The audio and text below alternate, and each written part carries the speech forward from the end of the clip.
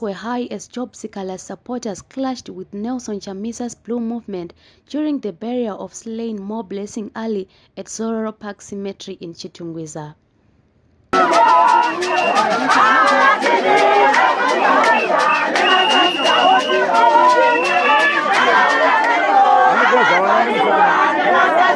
After spending 2 years in jail over representing Ali, who was murdered by a ZANU-PF activist Pius Jamba Mukandi, Sikhala was today disrupted by Nelson Chamisa's supporters regarding him as a traitor and a sellout with no jurisdiction to address people during the funeral.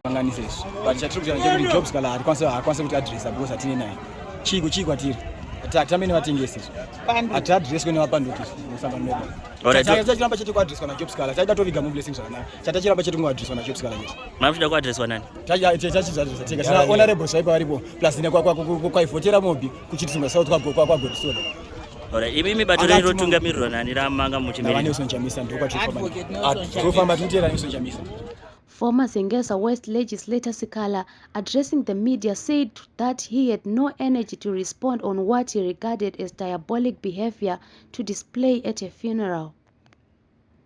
No, don't worry about those things. How can you comment about people who simply wanted to disrupt a funeral? I'm not a person who can comment such trivial issues. You saw they wanted to disrupt a funeral, so those who disrupted, you should ask them, they are here. He did not spare thanking every supporters who were gathered during the funeral. Addressing the media, the militant Sikhala also promised that there will be no such murderers in Zimbabwe.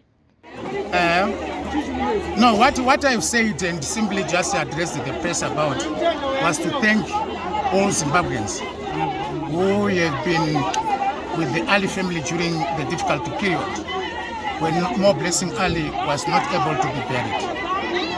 So I also thank all the people of Zimbabwe for standing with us during the difficult period. The long journey of the non-burial of More Blessing Ali has come to an end today, when we were able to lay it to rest, and we thank all the people who have come to mourn with us.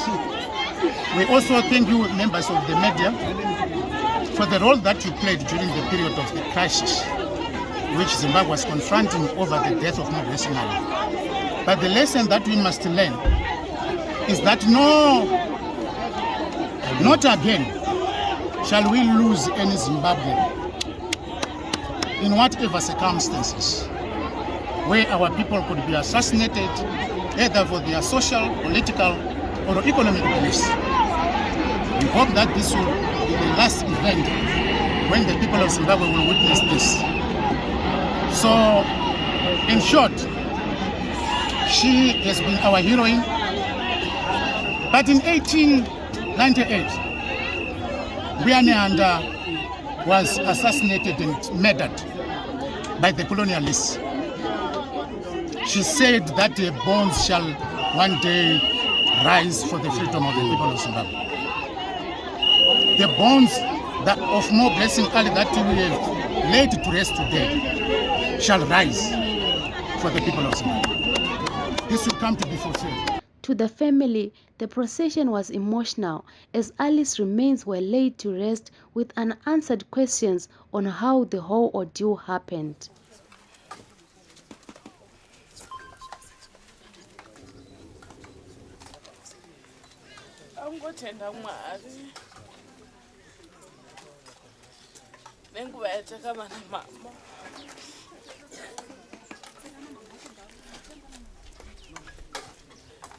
tiri zvatiri nekuda kwemukadzi akarara pareve gamba. Vakatidzidzisa kunamata, vakatidzidzisa kushandira Mwari.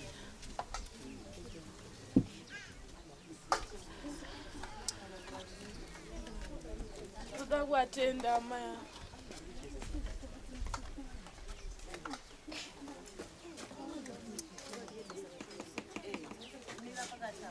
Togotenda kunyange vekereke rwendo urwu rwanga rusina kureruka,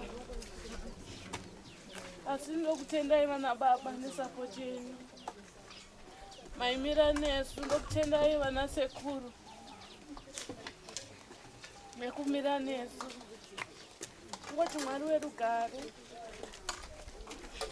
akuitirei zvizhinji, Mwari werugare akukomborerei.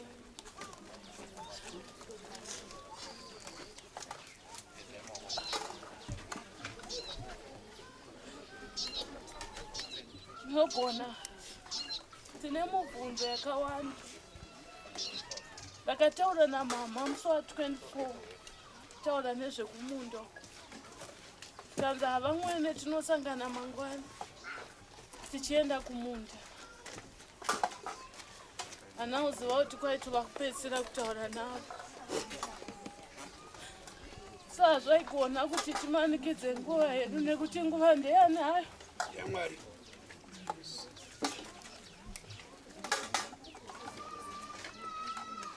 Chema mntu kutaura mashoko avo anzi kwene vanhu chema takachema kudhara.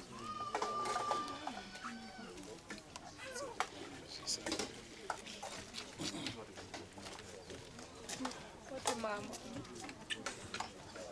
fambai zvakanaka. May you find peace.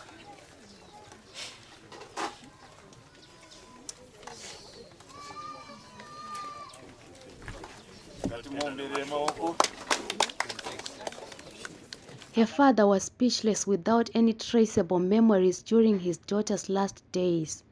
Ndine urongwa hwemukwasha ahunza mari yake yekugumisira yegorora. Ndozvenda kudaidzirai. Zveshuwa pakaitwa mabiko pano. Inini wacho ndikatopiwa chirango changu sababa. Anzi baba. Ndozviripo. Endi pakafarwa pakaitwa zvaka.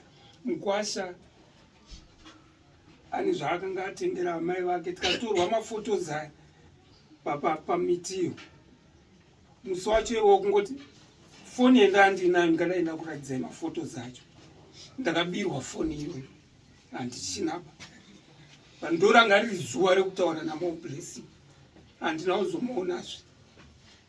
Chechipiri chendaenda kuzonzwa ndichikuti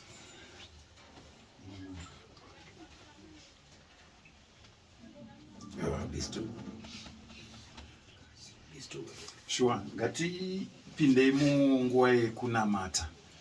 Ndoziva kuti sekutaura kuri kuita baba, vanhu vazhinji vauya kuzotikuta vakatimirira kuti tipe program tichifamba tiri pamwe chete tiri panze. Baba, I'm very sorry. Sure. Ngati svikei panguva yekunamata. kuti Moblessing akusisina. Yes. Zvisine hazvo. Mwari ndo anotonga. Tega hapana chetinogona kuita. Mwari ndo anotonga. Kuna vakazviita. Her friends and close relatives were left counting losses as some lost jobs and residential stands. The whole blame was solely put on ZANU-PF party and its supporters, who they said orchestrated a series of violence on them. Munhu akafa kana mbanditi but asina futi mhosva yakapara. Ende vanhu vacho vanenge vachiita zvinhu izvozvo vanenge vari veZANU-PF. Ende mutemo unosapota vanhu vamwe chete. Zvinhu zviri kutirwadza zisingaite. Nangu izvi soshota ipapa nekuti uya kwatiri vakazara panapa. Tatoona mumwe velaw and order vatori panapa. Totozati papa atipedze mazuva. Ndichatonza kuti tasungwa futi. Nenyaya yekuti maitsvage panapa. Mwana mukanyatsoona panapa pana vanhu vakawanda. Nyaya yekuti vanhu vese vari kucha polisi iripo. Nembwa ndadziona pana vachifamba tichienda kumberi. Meanwhile, some Mavuku residents were gathered in Mavuku on another politically motivated murder of a CCC activist Tafumane Masaya memorial service. His case remains a mystery up to date as the Mavuku Tafara legislator Scott Sakupanya celebrates his birthday in an extravagant style. Reporting for HSTV News and Current Affairs, Wangai Kawa.